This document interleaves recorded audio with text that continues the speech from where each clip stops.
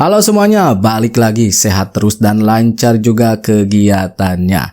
Teman-teman, analisis Pak Jokowi yang mengatakan bahwa ada agenda besar, kemudian upaya untuk mendowngrade di balik isu ijazah ataupun upaya pemakzulan, itu menurut saya selaras dengan para analis politik ya, pernyataan-pernyataannya maksudnya. Disampaikan dengan diksi yang lain tapi memang intinya sama, dengan kata mendiskreditkan, kemudian menyerang Pak Jokowi menjadi sasaran, ya apalagi kalau bukan untuk mendowngrade. Itu dia teman-teman. Isu ijazah aja, kita bisa lihat bahwa Roy Suryo CS itu sampai sekarang gak berhenti-berhenti mempersoalkannya. Roy Suryo CS, ada Rismon, ada Tifa. Nah, Tifa tuh, kemarin saya lihat Tifa itu kekeh ataupun ngotot akan melaporkan perkara ini ke ranah internasional. Waduh, butuh biaya besar tuh. Kalau begitu, kemungkinan ada yang ngebet. Itu menandakan Tifa ini tidak mengindahkan pernyataan dari UGM yang pertama ya, bahwa ijazah Pak Jokowi itu asli dinyatakan oleh UGM, kemudian pemeriksaan oleh Bareskrim, hingga naik ke penyidikan. Nah, ini kayaknya Tifa itu ya takut dipenjara, karena menjadi salah satu catatan kepolisian, di mana catatan tersebut bisa dibilang calon-calon tersangkanya. Ada 12 loh, salah satunya Tifa. Nah, apa yang dilakukan oleh Tifa ini tentunya mendapatkan respon, salah satunya dari Pasilpester, kemudian ada lagi dari pendukung Pak Jokowi, yang intinya Tifa itu sakit, ada masalah psikologis. Nah, kita lihat videonya seperti apa. Setelah gelar perkara, kita sudah menyampaikan surat ya kepada DPR, kepada Komisi 3. Kami juga sudah sampaikan kepada Komisi 1 bahwa kami akan audiensi ya, kalau bisa nanti ada rapat dengar pendapat, karena kami akan bawa masalahnya kepada internasional. Seandainya memang di level negara, di level nasional kita mentok dan tidak mendapatkan perlindungan yang kita perlukan ya, itu. Bukan mentok sih, karena emang tidak bisa menunjukkan bukti ya teman-teman. Bukan itu. Tujuan mereka itu bagaimana Pak Jokowi ini didiskreditkan dalam jangka panjang. Mendiskreditkan Pak Jokowi? Iya, ada jangka panjang sampai 2029 bila perlu. Karena dia ini akan, setelah ini dia akan naik banding. Banding itu dia tunggu sampai PK.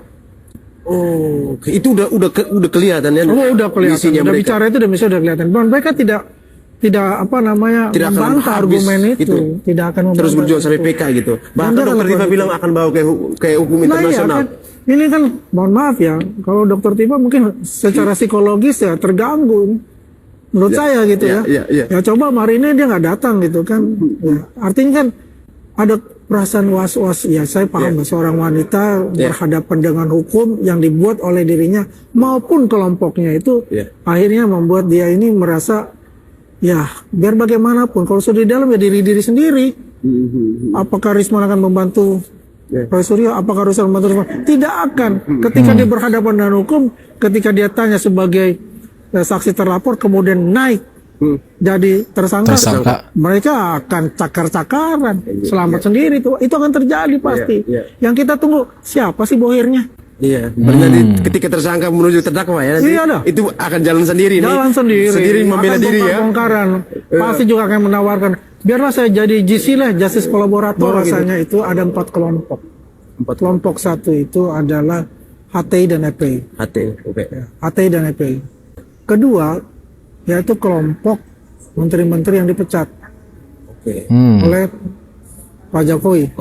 Ketiga itu adalah oligarki hitam yang mereka terusik oleh Pak Jokowi dengan keputusannya beliau, ya kan?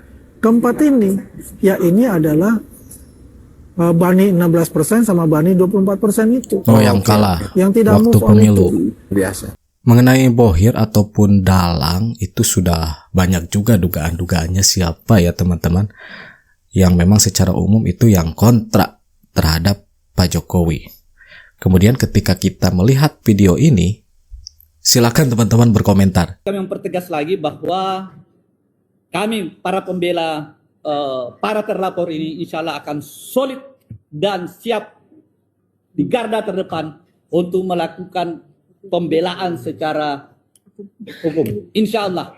Dan saat ini juga kita sudah melakukan konsolidasi kepada Habibana Imam besar kami Habib Rashid Shihab.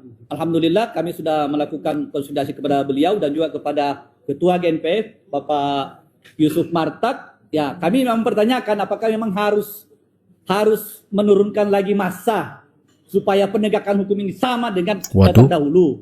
Beliau menyampaikan bahwa beliau masih menghargai presiden kita, Bapak Prabowo Subianto. Ya, kita masih menghargai, jadi kita masih melihat niat baiknya bagaimana proses ini dibuka betul-betul sesuai dengan jalur yang benar gitu loh. Ya, jangan gampang nangkepin orang, jangan gampang mentersangkakan orang sebagaimana apa yang dilakukan terdahulu. Beliau salah satu korban gitu loh. Beliau bahasanya juga konsolidasi. Terus apakah kami harus menurunkan masa lagi katanya? Waduh, ini bahasanya halus tapi mengandung apa gitu teman-teman? Saya bicara berdua dengan Pak Jokowi. Saya bilang, Pak, ini sudah tidak bisa ditolerir. Ini udah penghinaan. Ini sudah sangat menurut saya, bukan hanya Bapak, keluarga, tetangga terganggu, masyarakat. Ini sudah memberikan efek yang nggak baik buat bangsa kita. Bapak harus kasih pelajaran. Itu berdua, Pak. Setelah itu, Bapak harus lapor. Kalau Bapak nggak lapor, saya akan pulang kampung aja, Pak. Ya kan? Saya bilang begitu. Terus Pak Jokowi bilang, maksudnya Mas, pulang ke Manado? Ke NTT. NTT. Jadi, kata Pak Jokowi, Mas, saya nggak enak. Itu kan masyarakat kita. Terus saya bilang, Pak, Bapak harus memberikan pendidikan politik dan hukum buat bangsa kita, buat anak cucu kita. Bahwa mereka ini adalah yang tukang adu domba bangsa gitu loh. Yang menjelekkan bangsa kita. Kan mereka mau lapor sampai luar negeri, PBB dan sebagainya. Itu kan orang sakit ini mereka. Nah, jadi Pak Jokowi bilang, nanti saya nggak enak di masyarakat kita. Bapak laporkan saja. Kalau mereka minta maaf atau mereka menyesali perbuatannya, Bapak cabut lagi laporan.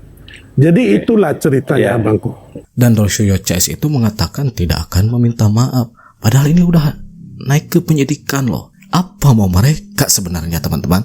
Ini semacam akumulasi dari orang-orang yang mungkin sejak Jokowi pertama kali jadi presiden 2014 ini berkumpul. Mulai dari yang tidak suka, mulai yang membenci, mungkin juga kalah pemilu, merasa ditinggalkan, kumpul.